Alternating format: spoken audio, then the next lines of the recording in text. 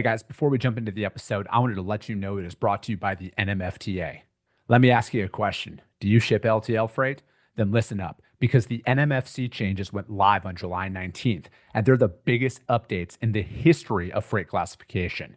Now more than ever, accuracy matters. That's why carriers, shippers, and brokers alike are turning to Class IT Plus, the NMFTA's new digital platform for real-time NMFC data. Stop guessing, start classifying smarter, and quote freight with confidence. It's time to get your ship together because the NMFC changes are already here. Learn more at nmfcchanges.com and get started with Class IT Plus at classitplus.com. Just do me a favor and let them know that the Freight Coach sent you. This episode is brought to you by SPI Logistics, the premier freight agent logistics firm in North America. For over 40 years, SPI has been diligently building the most successful freight agent network to provide first-class relationships for our shippers, receivers, and carrier partners. We are more than another transportation network. We are a dedicated team of professionals united by one singular purpose, and that is to expedite our agents' success. All of our agents are set up for success on day one, as they are provided with a full suite of support staff that is ready to assist them with everything from after-hours emergencies to financial and administrative needs on a no-fee basis. This way, you can focus on continuing to grow your business. There is no financial risk to start, and you have the ability to earn up to 75% in commissions. If you are looking to take control of your financial future and build your business with the backing of one of the most successful logistics firms in North America, visit www.spi3pl.com to learn more. Do me a favor and let them know that the Freight Coach sent you. What is up, ladies and gentlemen? We are back. We are live. It is the Freight Coach Podcast, the top podcast in transportation, coming to you guys every single weekday, 8:30 a.m. Pacific, 10:30 Central, to break down some industry headlines. But most importantly, you guys provide some actual insight into what you can do with all of this information. If this is your first time tuning in, welcome. This is the real side of freight, ladies and gentlemen. And I do say that before every single show. And what I mean by that is I only speak with transportation professionals, because at the end of the day, I want to talk to the right individuals who have done what you're looking to do or who are currently doing what you're trying to achieve. So you can take that information, apply it, utilize it, and see a meaningful difference in your business and your life. Happy Thursday, everybody. I got a couple of special guests for you guys on the show today. We're going to be talking about cyber, all of this fun stuff, and what we can do to really build up that profile behind a lot of the things that are going on out there in the market in regards to freight theft, identity theft, all of that stuff. And, there's, that my friends over at the NMFTA, they've created a threat report portal out there where we can all start kind of banding together to really help each other out as an industry and collaborate out there. So I got Mr. Joe Orr and Ben Wilkens back on the show. You guys, thank you so much for taking the time to join me here this morning. Thanks for having us. Glad to be here. Now I'm looking forward to it. It's cyber is, your guys' cybersecurity conference is admittedly my favorite conference to go to every single year now, because it's like I learned so much out there, and it's like the progression of everything that has been going on in the industry right now, and the direct correlation to cyber is it's like, you guys were in front of this by a few years, comparatively speaking, to the rest of the industry, and putting this information out there. And, with that being said, what was with the threat portal or the threat report portal, Joe, what was that real driving force behind the creation of this? It really was based on feedback we got in the conference, to be honest with you. We looked at all the sharing that happened and how that sharing benefited other people. One person stood up from one of the top 5 LTL companies in America and said, you know what, I lean forward. If I know something is happening and I've seen it in my environment, I want to tell you. But I don't have the time to pick up the phone and call everyone. And then someone else stood up and said, yeah, there are things that I hear, whether it be freight fraud, whether it be cyber-enabled freight fraud, or whether it be cyber, and said, I want to tell people, I want to tell the industry, because we know these bad actors are attacking the industry. But how can we share this information?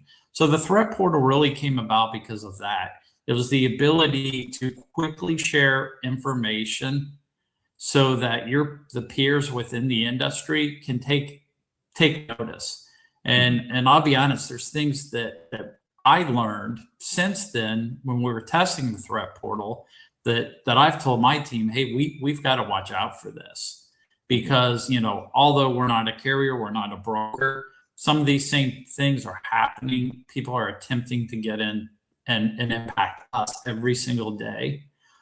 So it's just a way to share. And then with freight fraud, it was the same thing. I mean, you were there last year when we were talking about the tequila heist. Yeah. We spent about a good 15 minutes and, well, what could we have done to really have prevented that? And so the threat portal is also meant for NMFTA to take a look at the data, find some trends, and then figure out what can we do within our guidebooks and with our documentation to help other people be not impacted by this. Yeah, you know, I look at it, and I think one of the parallels I started drawing, this was a few years ago, with at one of the cyber conferences that I was at, is it's like the way that it used to happen. You know, it's like it's a new breed of criminal that's out there because they don't physically have to steal the freight anymore to benefit from it, right? It's just that simple redirection, and it, you know, it's like in most companies' exposure, it is a lot larger than they think to cyber events happening to their company. It's not just they're not just going after large logos. It's like it's like a faceless crime. You know, there's no real human interaction, which kind of used to be the case, right? When they were stealing freight, you know, the old cars would roll up and, you know, and pop the seal on the back of a trailer at a truck stop. And now they can just redirect all of that stuff. So, you know, Ben, you've got, you know, you were a driver, right? Like, you've been on the front lines. You have a very unique skill set in this right now. So it's like when we're dealing with hackers across the globe, is there any, you know, like what's the main motive on why they're attacking logistics? Or is it just there's so much, it's just they found so many loopholes that they can get access to this? Well, you really hit it on the head, Chris. I mean, there's such a wide attack surface, and there's so many kind of soft spots in traditional defenses that we've had in the industry, and it's profitable, right? At the end of the day, these are financially motivated bad actors. And so if they find an industry or a niche in the industry where they can make a quick buck, and, you know, the repercussions aren't very serious sometimes, especially if they're operating from overseas, coordinating these attacks, you know, the prosecution is difficult, you know, and the penalties are not severe enough to really deter them. It doesn't outbalance the benefit of the financial gain that they've got.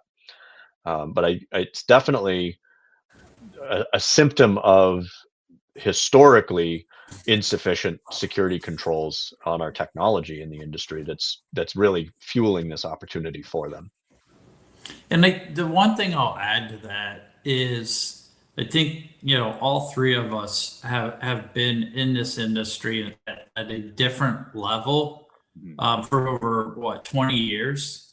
And I think what's attracted us to this industry is just it's open, you know, open arms. I know that when I first started, you know, the carriers were like so nice. It's a trusting industry. And I think what brings us to the industry, keeps us in the industry, is also what brings the bad actors to the industry, because it is an industry built on trust. And so there's not as much of a verifying trust. It's more you lead with trust. I think what's made the industry great is also what's created Achilles' heel for the industry when it comes to cyber. Yeah, it's, you know, I look at it now where it's, you know, the exposure is so much greater the more digital all of these transactions get out there in the market. And, you know, it's like as much of a fan of technology as I am, a lot of people sign up for technology, but they don't ask critical questions about the protection of their data, the protection of the system itself, and how vulnerable are ELDs and TMSs and everything else out there for an attack. Because it's like, you know, one of the things that I learned is it's not as much of a quick grab and cash out and go mentality anymore. Is, you know, a lot of these guys seemingly are sitting there behind the scenes collecting data. They have trucks on the road now themselves, right? And they're sitting there and they're doing the right thing for a long time. And then that trust is there. And then boom, there's 10 truckloads that are stolen out of one plant and everything. Like it's a lot more in depth than people think. But I also look at it is people are inherently lazy. I'm not saying, but like, let's be honest. Most people want the path of least resistance in every single situation out there. And that's why it's like, for me, with the threat report portal, I would almost, I don't want to say guarantee, I would bet a very high percentage that a lot of the companies out there who are talking behind the scenes, a lot of similarities are happening between these events, right? And there's probably I don't want to call it a playbook, but there's probably a lot of parallels that are drawn where it's like, hey, boom, we're noticing this. This is a change that we can make to thwart that so they don't even get it into our system. Yeah, absolutely. Sorry, Ben. I saw you open your mouth and I spoke first. No worries. And that's the thing with the threat portal is when Marley and we've been doing these calls for Freight Fraud Prevention Hub, and we've done over probably 50 calls, and these are real stories. I mean, these are ones where you've got people almost in tears. They've lost their business or on the verge of losing their business. And then we hear people say, hey, I'll give you an example. There was pilfering of tires. And the company is a large company. They're probably losing $100,000 a month. It took them 6 months to figure this out. And we've heard the same thing with liquor. They go somewhere, they drop off, maybe as a case or a pallet of liquor. Well, they'd edit the bill of lading. It was all documented. The problem that these guys mentioned was, I know when I stop it, they're going to go to the next carrier and do the same thing. And then when that carrier catches it, they'll go to the next, because they stop it, but they never get it prosecuted. To Ben's point, if it is, they're out. It's just not significant. And so they're just moving on. To your point, they're lazy. And it's like, okay, I'll do it for 6 months. I get caught. Then I go to the next person. I may get them for 2 or 3 months, then I move on. The list is endless of carriers to attack. Yeah, and you mentioned something too, Chris. You mentioned the playbook, and it's interesting because each of these bad actors, they really do have a playbook that they follow. They find the process that works, and they're going to use it over and over. Until it doesn't work, then they'll make adjustments. But that's really what we're trying to capture with the threat report portal is when one carrier sees there may be a new technique being used. If we can disseminate that information out to the rest of the industry quickly, then that new playbook that the bad actor is trying to use is going to be less effective. It's going to harden the entire surface of the industry. And that's really the trick, is highlighting those techniques and those tactics that the threat actor is using and making sure that everybody ups their defenses before they even see this in their own environment. Mm-hmm. Yeah, I'm sorry, go ahead, Joe. Yeah, no, Chris, and you mentioned data. I think that's a really important point a lot of people forget. Know who owns your data. If you're working with a telematics company, you're working with a TMS company, you're working with a video-based safety company, know who owns your data. Do they own your data? Do you own your data? You should own your data. Or if you're working with somebody that posts location information or truck information, maybe it's for a load board, maybe it's something else. I don't want to mention any names, but know who has your data. And they have to follow the same stringent offboard processes, the same stringent cyber processes, and have the same cyber hygiene that you do. I know that every RFP that we do has a cyber section, because we don't want to do business with someone who does not have the same cyber hygiene as us. Plus, we want to know what happens to our data. Because if there's a breach and we've given them data, then we're breached also. So you really want to know, you want to follow the trail of your data, and you want to know how often do they cleanse that data? What's their, do they keep it for 2 years? Do they keep it for 3 years? Do they keep it for 6 months? You've got to know everybody who has access to your data, what they do with the data, how they secure the data. We've actually exited contracts because they couldn't answer those questions. And I think as an industry, carriers are getting better about asking those questions and shippers, but it's still few and far between. I mean, it really wasn't even a thing 5 years ago. I think probably 8 years ago, I walked into a top carrier in the US. And it was the first time I'd ever been asked a cybersecurity question. And they were great questions. And so we see it more of a focus now, but it's not with all the carriers and all the shippers. It's just with some strategic. But know your data and trace it.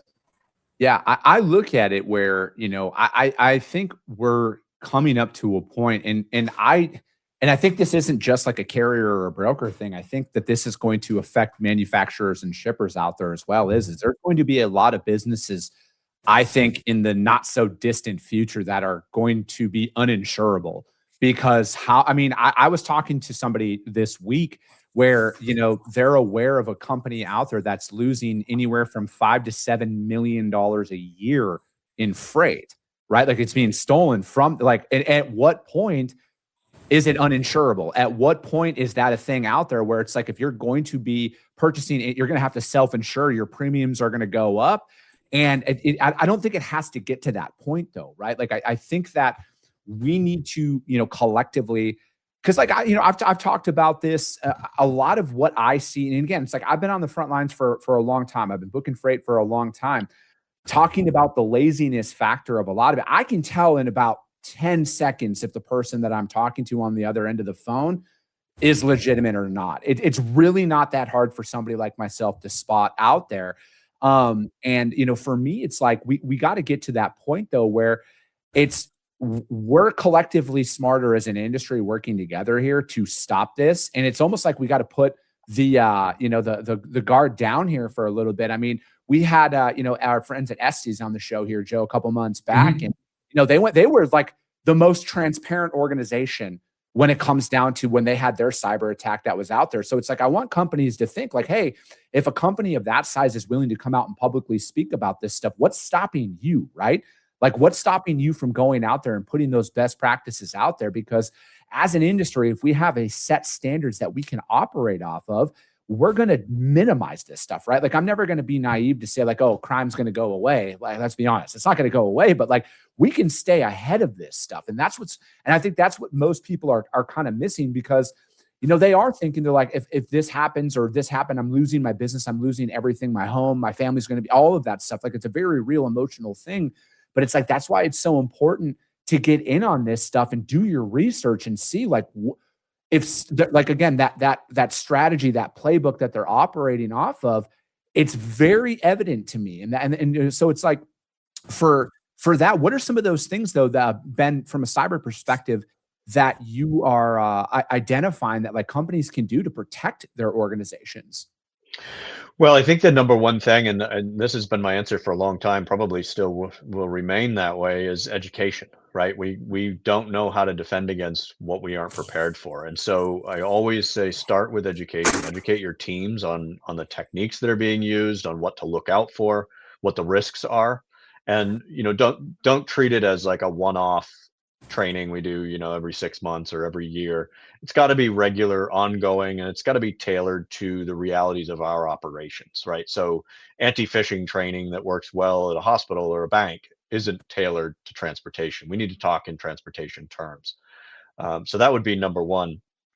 And then, followed by, all of the core cybersecurity kind of baseline cyber hygiene defenses, things like multi-factor authentication on everything, strong password policies. Joe mentioned earlier, strong offboarding. That's huge. Don't let people leave your organization and maintain their access to your systems or to your load boards. We see all the time passwords shared across teams where there's one login that multiple people will use. We've got to stop those kinds of practices. That's a huge vulnerability, particularly when someone leaves the organization. If those credentials aren't rotated properly, changing those credentials when somebody leaves, that leaves an open door. And it's quite often poor hygiene when it comes to these types of credentials and protecting your credentials that lets the bad actors in. It gets them into email accounts, it gets them into your load boards, your TMS systems, things like that. So it's really start with the education and follow, at the same time, you've got to do the baseline hygiene, and then keep yourself aware of how the landscape is changing. And that's really the design behind the threat portal, is understand that this isn't a static environment. This isn't like what's happening today is what you need to protect against, because it's going to be different tomorrow and it's going to change again the day after that. So we need to understand that we need to be kind of fluid in our defensive stance as well to change with that changing landscape. Is there any, so, the FMCSA released their new onboarding stuff here, it's Modus system that got released here. How much of this do you guys think is like the current system, the old system? I know there's going to be an integration phase out there. How much of this is it's kind of like being allowed at that level where it's like people can go in there and, get access to, there's a couple of different examples here I'm going to tie it all together, I promise. But it's like, you go out there and there's companies who they're selling their authority, right? Like out on Facebook and everything else, and they're getting those credentials. They're getting access to the FMCSA database. They're unknowingly potentially selling their business to a scam operation, right?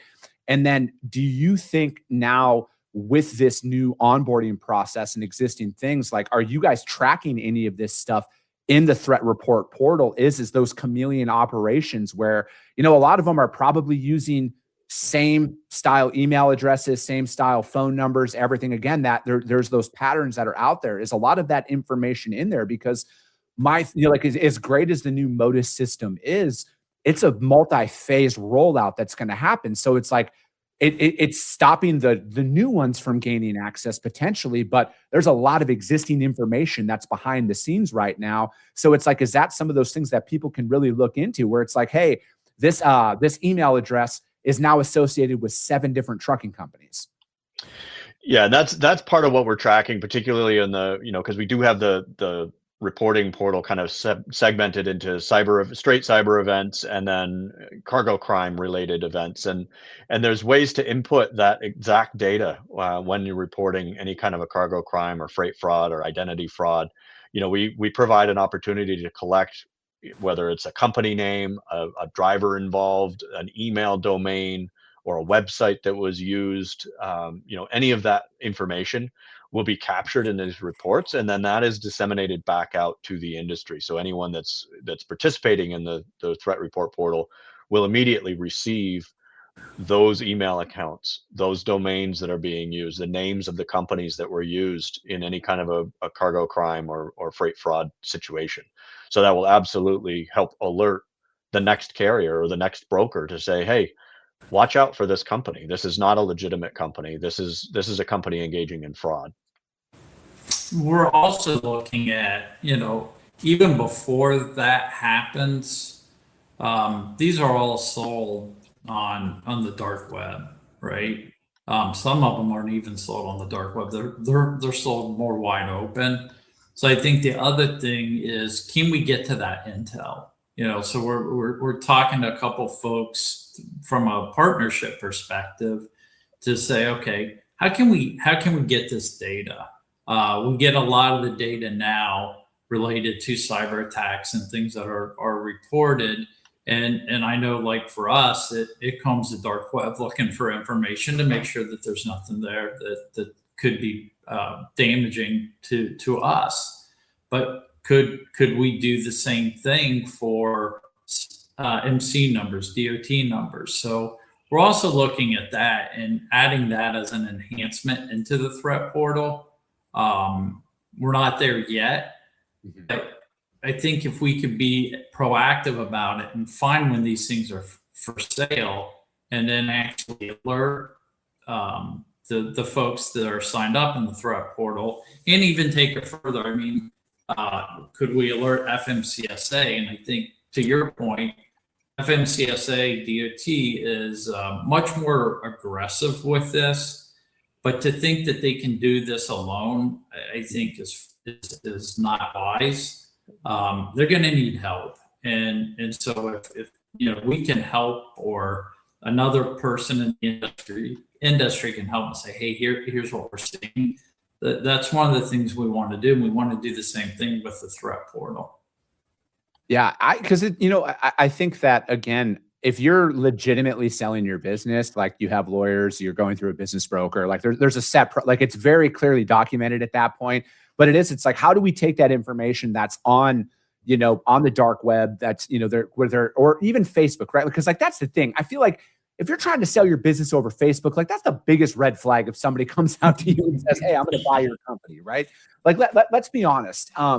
So with taking all of this data, and having some form of partnership with the FMCSA and the DOT, do you think, again, and Ben, from a cyber perspective, is there a way that maybe they could protect the businesses, or, like stop it from transferring certain information to where it would almost make it impossible to sell the company on that back channel way? Is there any way to do that? Maybe it's my naivety that's coming out here, but I'm like, there's got to be a way to, like, hey, this company was sold through this way, blacklist something out there to stop a lot of that.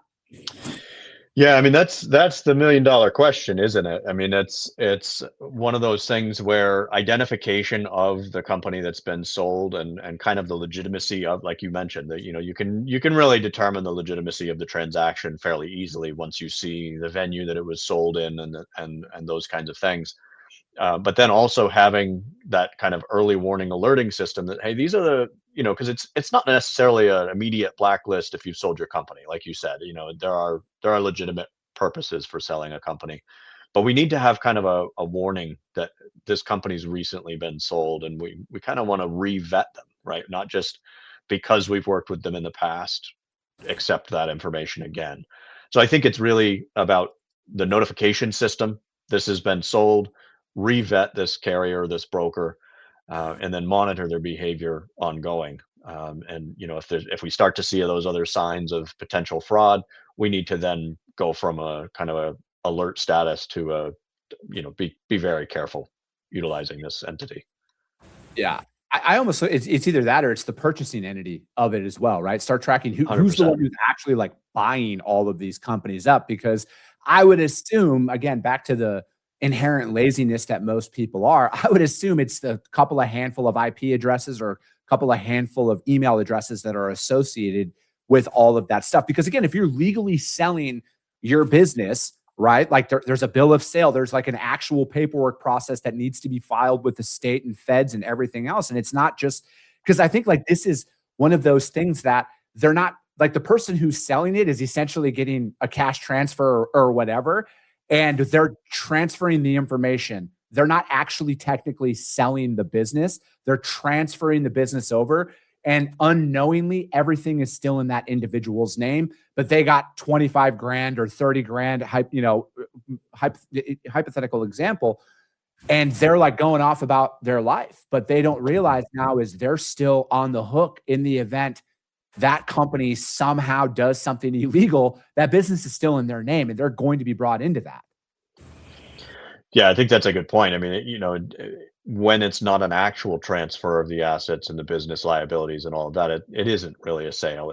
You're selling access. You're selling the ability to operate as, in that kind of chameleon state. But and you bring up an interesting point when you talk about the change of like if you take IP addresses, where the logins are occurring, that is something that people should be monitoring in their systems. Is where are people trying to access your systems from? There's VPNs can mask that to a certain extent, but there are ways to detect if VPNs are being used, and that can be kind of a red flag. Because a lot of these actors are operating from overseas. That's kind of low-hanging fruit to say, hey, if there's a login from overseas, we need to look into this. There's, again, legitimate reasons for that potentially, but it's a red flag. It's something that should be investigated further. Yeah, that, or, like I said, if they're using a VPN to hide where their location is and everything, that should be another red flag out there. Is it right? Because, like, again, I'm an idiot when it comes to all this stuff, Ben. is it very much listed like, hey, this is utilizing a VPN? Is it like somehow documented where somebody with a trained eye like yourself would be able to pick that up instantly? There's ways to detect it. It's more kind of known address blocks that belong to certain VPN services is a good way to pick that up. There's other kind of technical detection methods, but that's the easiest way, is kind of the known addressing blocks. It's the same thing that, you know, that the streaming companies, your Netflix and your Amazon and all those types of things do to detect, hey, you're using a VPN, you can't stream our services because we can't determine if you're in an area we're licensed for or not. It's the same kind of idea that can be utilized in the transportation space. So we're seemingly just a couple of steps away from doing what streaming services do to block access to their content out there. No, that's yeah. I look at it now where it's like, you know, it's not just the way it, you know, when it came down to like double brokering, and like I was joking the other couple of weeks ago. I was like, man, I miss the days when the double brokers would just like take $200 and they'd still actually pick up and deliver the load for you. It's seemingly just gotten out of hand here. Yeah, it's pretty bad when you're nostalgic for the good old days of straight cargo crime, right? Oh, perfect. Well, hey, Joe, Ben, I really appreciate it. The best way for everybody to come out to this is, you know, either go to the NMFTA website, or do you guys have a specific login for the threat report portal that you'd like everybody to go to check this out?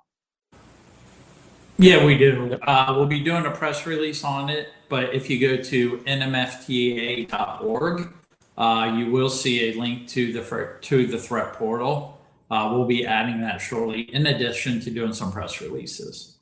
Perfect. Sounds great. Well, hey, I appreciate your guys' time today. If you guys can't find that out there, hit me up. I will gladly put you guys in contact with the NMFTA about this. Again, you guys, it's got to come from us as the industry. We got to collectively work together to stay ahead of a lot of these things out there. As always, if you got value in what you heard and you're not subscribed, subscribe to the show, you guys. And if you're feeling ambitious, rank it on iTunes and Spotify, because if you see value, your network's going to see it as well. I appreciate you guys. I love you guys, and we'll be talking to you soon. Came back with a bang, window down, yelling out money.